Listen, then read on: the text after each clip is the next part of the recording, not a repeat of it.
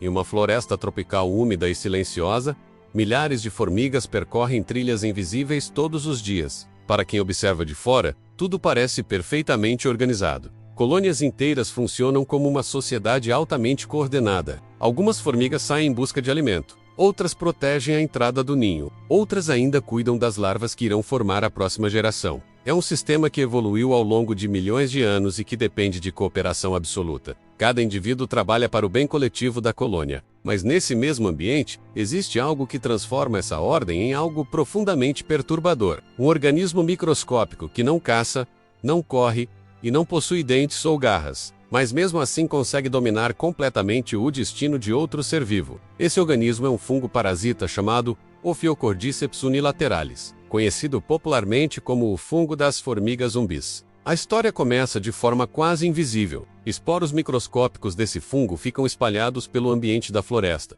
presos em folhas, galhos e partículas de solo. Eles são tão pequenos que uma formiga pode atravessar um local contaminado sem perceber absolutamente nada. Quando um desses esporos entra em contato com o corpo da formiga, ele se fixa no exoesqueleto do inseto. A partir desse momento, inicia-se um processo lento e silencioso. O esporo germina e começa a penetrar no corpo da formiga através de pequenas aberturas naturais em sua carapaça. No início, não há sinais claros de que algo está errado. A formiga continua trabalhando normalmente com o restante da colônia. Ela segue trilhas químicas deixadas por outras formigas, transporta alimento e participa das atividades coletivas. Mas dentro do corpo do inseto, o fungo está crescendo. Suas células começam a se espalhar pelos tecidos internos. Ele se alimenta lentamente dos nutrientes do hospedeiro enquanto se expande. Durante essa fase inicial, o objetivo do fungo não é matar a formiga, mas mantê-la viva tempo suficiente para que seu próprio crescimento avance. Conforme os dias passam, algo começa a mudar no comportamento da formiga infectada. Ela deixa de seguir as trilhas tradicionais da colônia. Em vez de trabalhar junto com as outras, começa a se afastar lentamente do grupo. Esse comportamento é extremamente incomum, porque formigas normalmente dependem da colônia para sobreviver. Mesmo assim, a formiga infectada continua caminhando sozinha pela vegetação da floresta. Nesse momento, o fungo já começou a influenciar seu sistema nervoso. Pesquisas científicas indicam que o parasita libera substâncias químicas capazes de interferir na atividade neural da formiga. Em vez de controlar diretamente o cérebro do inseto, ele altera os sinais que regulam seus movimentos e decisões. É como se o corpo da formiga estivesse sendo manipulado por um sistema invisível. A jornada que se segue é uma das mais impressionantes estratégias evolutivas já observadas na natureza. A formiga começa a subir pela vegetação. Ela escala lentamente caules e folhas, deixando o solo da floresta para trás. Curiosamente, muitas formigas infectadas acabam parando quase na mesma altura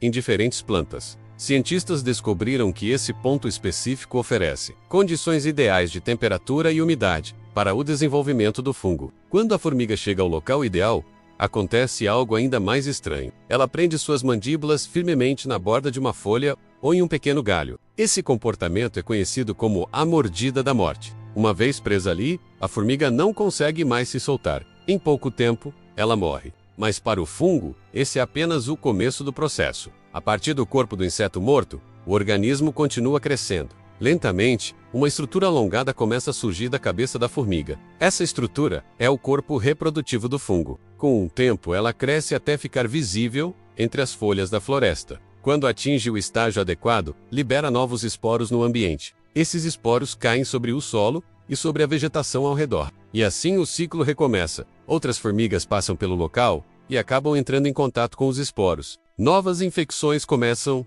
novas jornadas silenciosas pela vegetação da floresta. Durante muito tempo, cientistas acreditavam que o fungo simplesmente destruía o cérebro da formiga e causava comportamentos aleatórios. Porém, estudos recentes revelaram algo muito mais complexo. O fungo não invade diretamente o cérebro. Em vez disso, ele forma uma rede de células que envolve os músculos e o sistema nervoso do inseto. Essa rede libera compostos químicos capazes de manipular o comportamento do hospedeiro. Dessa forma, o fungo consegue direcionar os movimentos da formiga para locais específicos que favorecem sua própria reprodução. Esse nível de controle impressiona os pesquisadores até hoje. Afinal, trata-se de um organismo microscópico, alterando as decisões de um animal inteiro. Além disso, os cientistas descobriram que existem diversas espécies desse tipo de fungo, cada uma delas especializada em um tipo específico de formiga. Isso indica que parasita e hospedeiro evoluíram juntos ao longo de milhões de anos em uma complexa corrida evolutiva. Enquanto as formigas desenvolvem formas de defesa,